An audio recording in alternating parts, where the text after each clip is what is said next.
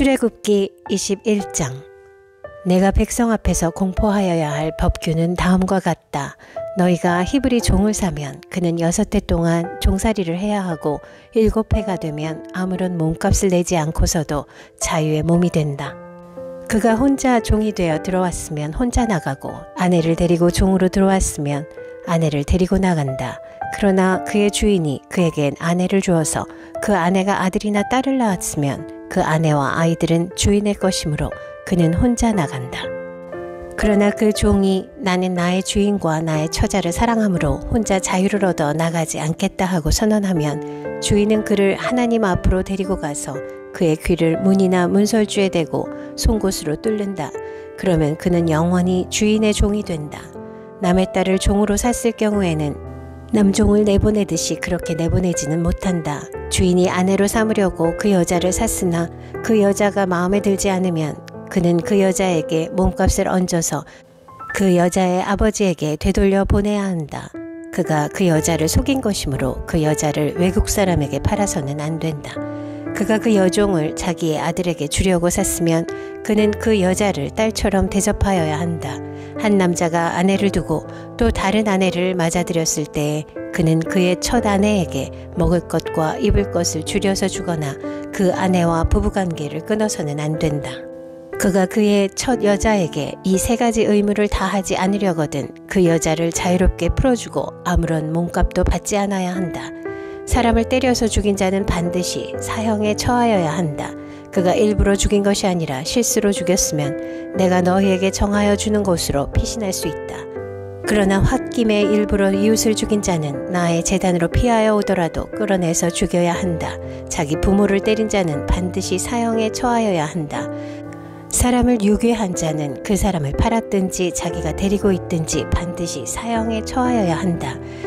자기 부모를 저주하는 자는 반드시 사형에 처하여야 한다. 사람이 서로 싸우다가 어느 한 사람이 상대방을 돌이나 주먹으로 때려서 그가 죽지는 않았으나 자리에 눕게 되었는데 그가 일어나서 지팡이를 짚고서라도 길을 다닐 수 있게 되면 때린 사람은 형벌을 받지 않으나 그동안에 입은 손해를 갚아주고 다 나을 때까지 치료비를 대주어야 한다. 어떤 사람이 자기의 남종이나 여종을 몽둥이로 때렸는데 그 종이 그 자리에서 죽으면 그는 반드시 형벌을 받아야 한다. 그러나 그들이 하루나 이틀을 더 살면 주인은 형벌을 받지 않는다. 종은 주인의 재산이기 때문이다. 사람이 서로 싸우다가 임신한 여자를 다치게 하였는데 낙태만 하고 달리 더 다친 데가 없으면 가해자는 그 여자의 남편이 요구하는 대로 반드시 배상금을 내되 배상 금액은 재판관의 판결을 따른다.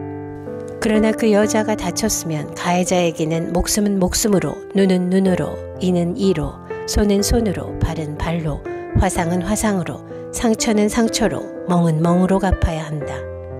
어떤 사람이 자기 남종의 눈이나 여종의 눈을 때려서 멀게 하면 그 눈을 멀게 한 값으로 그 종에게 자유를 주어서 내보내야 한다. 그가 자기 남종의 이나 여종의 이를 부러뜨리면 그 이를 부러뜨린 값으로 그 종에게 자유를 주어서 내보내야 한다. 소가 어떤 남자나 여자를 받아서 죽이면 그 소는 반드시 돌로 쳐서 죽여야 한다. 처형된 소는 먹어서는 안 된다. 이 경우에 소의 임자는 형벌을 받지 않는다. 그러나 그 소에게 받는 버릇이 있는데 그 임자가 남에게 경고를 받고도 단속하지 않아서 어떤 남자나 여자를 죽게 하였으면 그 소만 돌로 쳐서 죽일 것이 아니라 그 임자도 함께 죽여야 한다. 그러나 피해자 가족이 원하면 소 임자를 처형하는 대신에 그에게 배상금을 물릴 수 있다. 그때의 그 배상금 액수는 재판관이 정한다. 또 소가 나이 어린 소년이나 소녀를 받아 죽게 하였을 경우에도 그 소임자에게 같은 법을 적용한다. 소가 남종이나 여종을 받아 죽게 하였으면 소임자는 그 종의 주인에게 은 30세겔을 주고 그 소는 돌로 쳐서 죽여야 한다. 어떤 사람이 구덩이를 열어놓거나 구덩이를 파고 그것을 덮지 않아서 소나 나귀가 거기에 빠졌을 경우에는 그 구덩이의 임자는 짐승의 임자에게 그것을 돈으로 배상하여야 한다. 그러나 죽은 짐승은 구덩이 임자의 것이 된다. 어떤 사람의 소가 그 이웃의 소를 받아서 죽게 하였을 경우에는 살아있는 소는 팔아서 그 돈을 나누어 가지고 죽은 소는 고기를 나누어 가진다. 그 소에게 받는 버릇이 있다는 것을 알면서도 그 임자가 단속하지 않았으면 그는 반드시 살아있는 소로 배상하고 자기는 죽은 소를 가져야 한다. 출애굽기 22장. 어떤 사람이 소나 양을 도둑질하여 그것을 잡거나 팔면 그는 소 한 마리에는 소 5마리로 양 한 마리에는 양 4마리로 갚아야 한다. 밤에 도둑이 몰래 들어온 것을 알고서 그를 때려서 죽였을 경우에는 죽인 사람에게 살인죄가 없다. 그러나 해가 뜬 다음에 이런 일이 생기면 그에게 살인죄가 있다. 훔친 것은 반드시 물어내야 한다. 그가 가진 것이 아무것도 없으면 자기 몸을 종으로 팔아서라도 훔친 것은 물어내야 한다. 그가 도둑질한 짐승이 소든지 나귀든지 양이든지 아직 산채로 그의 손에 있으면 그는 그것을 2갑절로 물어주어야 한다. 어떤 사람이 밭이나 포도원에서 집짐승을 풀어놓아서 풀을 뜯게 하다가 이 집짐승이 남의 밭의 농작물을 모두 뜯어먹었으면 그는 자기 밭의 가장 좋은 소출과 자기 포도원의 가장 좋은 소출로 그것을 물어주어야 한다. 불이 나서 가시덤불로 옮겨 붙어서 남의 낯갈이나 거두지 않은 곡식이나 밭을 태웠으면 불을 놓은 사람은 그것을 반드시 물어주어야 한다. 어떤 사람이 그 이웃에게 돈이나 물품을 보관하여 달라고 맡겼는데 그 맡은 집에 도둑이 들었을 때에 그 도둑이 잡히면 도둑이 그것을 갑절로 물어내야 한다. 그러나 그 도둑이 잡히지 않으면 그 집주인이 하나님 앞으로 나아가서 그 이웃의 물건에 손을 댔는지 안 댔는지를 판결받아야 한다. 소든지 나귀든지 양이든지 의복이든지 그 밖에 어떤 분실물이든지 그것을 서로 자기 것이라고 주장하는 사건이 생기면 양쪽 다 하나님 앞으로 나아가야 하며 하나님께 유죄 판결을 받은 사람은 그 상대방에게 갑절로 물어주어야 한다. 어떤 사람이 그 이웃에게 나귀든지 소든지 양이든지 그 밖에 어떤 집짐승이든지 무엇이든지 지켜달라고 맡겼는데 그것이 죽거나 다치거나 아무도 모르게 없어졌으면 그것을 맡은 사람이 이웃의 짐승을 가로채지 않았음을 주 앞에서 맹세함으로써 둘의 옳고 그름을 가려야 한다. 이 경우에 그 임자가 맹세를 받아들이면 그는 물어내지 않아도 된다. 그러나 그 도둑 맞은 것이 확실하면 그는 그 임자에게 도둑 맞은 것을 물어주어야 한다. 그것이 맹수에게 찢겨서 죽었으면 그 증거물을 가져다 주어야 하는데 이 경우에 그는 그 찢겨서 죽은 것을 물어주지 않아도 된다. 어떤 사람이 그 이웃에게서 짐승을 빌려왔는데 그것이 다치거나 죽을 때에 그 임자가 그 자리에 함께 있지 않았으면 그는 반드시 물어주어야 한다. 그러나 그 임자가 그 자리에 함께 있었으면 그는 그 짐승을 물어주지 않아도 된다. 그 짐승이 세를 낸 것이면 그 쇳돈을 계산해서 주어야 한다. 어떤 사람이 아직 약혼하지 않은 처녀를 꿰어서 건드리면 그는 반드시 신부의 몸값을 내고 그 여자를 아내로 맞아들여야 한다. 그 여자의 아버지가 자기 딸을 그에게 절대로 주지 않겠다고 하면 그는 처녀를 신부로 데려올 때에 내는 값에 해당하는 금액을 치러야 한다. 마술을 부리는 여자는 살려두어서는 안 된다. 짐승과 교접하는 자는 반드시 사형에 처하여야 한다. 주 밖에 다른 신에게 제사를 드리는 자는 반드시 없애야 한다. 너희는 너희에게 몸붙여 사는 나그네를 학대하거나 억압해서는 안 된다. 너희도 이집트 땅에서 몸붙여 살던 나그네였다. 너희는 과부나 고아를 괴롭히면 안 된다. 너희가 그들을 괴롭혀서 그들이 나에게 부르짖으면 나는 반드시 그들의 부르짖음을 들어주겠다. 나는 분노를 터뜨려서 너희를 칼로 죽이겠다. 그렇게 되면 너희 아내는 과부가 될 것이며 너희 자식들은 고아가 될 것이다. 너희가 너희 가운데서 가난하게 사는 나의 백성에게 돈을 구워 주었으면 너희는 그에게 빚쟁이처럼 재촉해서도 안 되고 이자를 받아도 안 된다. 너희가 정녕 너희 이웃에게서 겉옷을 담보로 잡거든 해가 지기 전에 그에게 돌려주어야 한다. 그가 덮을 것이라고는 오직 그것뿐이다. 몸을 가릴 것이라고는 그것밖에 없는데 그가 무엇을 덮고 자겠느냐. 그가 나에게 부르짖으면 자애로운 나는 들어주지 않을 수 없다. 너희는 하나님께 욕되는 말을 하거나 너희 백성의 지도자를 저주하지 못한다. 너희는 곡식을 거두거나 포도주를 빚거나 올리브 기름을 짠 다음에는 거기에서 얼마를 나에게 제물로 바쳐야 한다. 너희는 맏아들을 나에게 바쳐야 한다. 너희 소나 양도 처음 난 것은 나에게 바쳐야 한다. 처음 난 것들은 이랫 동안은 어미와 함께 있게 하고 여드렛 날에는 나에게 바쳐야 한다. 너희는 나를 섬기는 거룩한 백성이다. 그러므로 너희는 들에서 맹수에게 찢겨서 죽은 짐승의 고기를 먹어서는 안 된다. 그런 것은 개에게나 던져 주어라. 출애굽기 23장. 너희는 근거 없는 말을 해서는 안 된다. 거짓 증언을 하여 죄인의 편을 들어서는 안 된다. 다수의 사람들이 잘못을 저지를 때에도 그들을 따라가서는 안 되며 다수의 사람들이 정의를 굽게 하는 증언을 할 때에도 그들을 따라가서는 안 된다. 너희는 또한 가난한 사람의 송사라고 해서 치우쳐서 두둔해서도 안 된다. 너희는 원수의 소나 나귀가 길을 잃고 헤매는 것을 보거든 반드시 그것을 임자에게 돌려주어야 한다. 너희가 너희를 미워하는 사람의 나귀가 짐에 눌려서 쓰러진 것을 보거든 그것을 그대로 내버려 두지 말고 반드시 임자가 나귀를 일으켜 세우는 것을 도와주어야 한다. 너희는 가난한 사람의 송사라고 해서 그에게 불리한 판결을 내려서는 안 된다. 거짓 고발을 물리쳐라. 죄 없는 사람과 의로운 사람을 죽여서는 안 된다. 나는 악인을 의롭다고 하지 않기 때문이다. 너희는 뇌물을 받아서는 안 된다. 뇌물은 사람의 눈을 멀게 하고 의로운 사람의 말을 왜곡시킨다. 너희는 너희에게서 몸부쳐 사는 나그네를 억압해서는 안 된다. 너희도 이집트 땅에서 나그네로 몸부쳐 살았으니 나그네의 서러움을 잘 알 것이다. 너희는 6해 동안은 밭에 씨를 뿌려서 그 소출을 거두어들이고 7째 해에는 땅을 놀리고 묵혀서 거기서 자라는 것은 무엇이나 가난한 사람들이 먹게 하고 그렇게 하고도 남은 것은 들짐승이 먹게 해야 한다. 너희의 포도밭과 올리브밭도 그렇게 해야 한다. 너희는 6해 동안 일을 하고 일의 날에는 쉬어야 한다. 그래야 너희의 소와 나귀도 쉴 수 있을 것이며 너희 여종의 아들과 몸부쳐 사는 나그네도 숨을 돌릴 수 있을 것이다.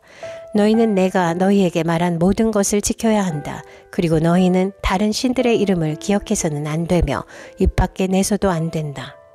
너희는 한 해에 3차례 나의 절기를 지켜야 한다.